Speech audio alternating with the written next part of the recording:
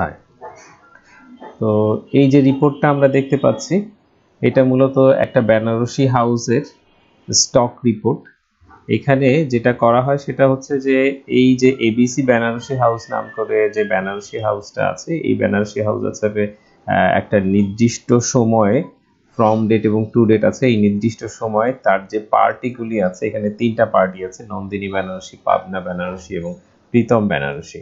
তো এই পার্টিগুলির কাছে তাদের আসলে কখন কি পরিমাণে কতটুকু স্টক আছে, কতটুকু তারা রিসিভ করেছে, কতটুকু তারা ডেলিভারি দিয়েছে এবং এই মুহূর্তে কতটুকু ব্যালেন্স আছে এবং বিএফ কত ছিল, তার সমস্ত হিসাবগুলি তারা আসলে এই রিপোর্টের মাধ্যমে করে থাকে। তো আমি দেখেন এখানে এই একটা পার্টি সিলেক্ট করে দিলাম, ডেটটা আমি চাইলে সিলেক্ট করে দিতে পারি, 2002 আছে, আমি এখান থেকে 2005 করে দিলাম, আর এটা জানুয়ারি মাসের 1 তারিখ করে দিলাম।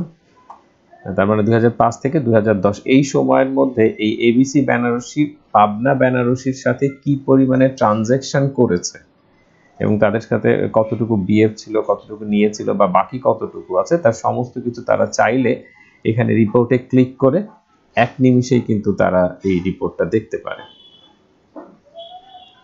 তো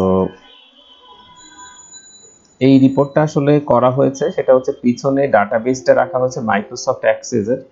দেখেন ওকে কনফার্ম করলো, এই দেখেন এটা কিন্তু ওদের ডাটাবেস থেকে নিয়ে আসা হয়েছে পাবনা বেনারসি শাড়ি, এবং তাদের রিপোর্টটা কিন্তু এখন দেখানো হয়েছে। তো এই যে ডাটাটা এসেছে, এই ডাটাটা এসেছে কিন্তু মূলত এই ডাটাবেস থেকে, এবং এই যে ডাটাবেসটা এটা কিন্তু মূলত একটা রিলেশনাল ডাটাবেস, যেখানে আপনার 2-3টা টেবিলের ভিতর থেকে একসাথে কোয়েরি করে ডাটাটা আনা হয়েছে।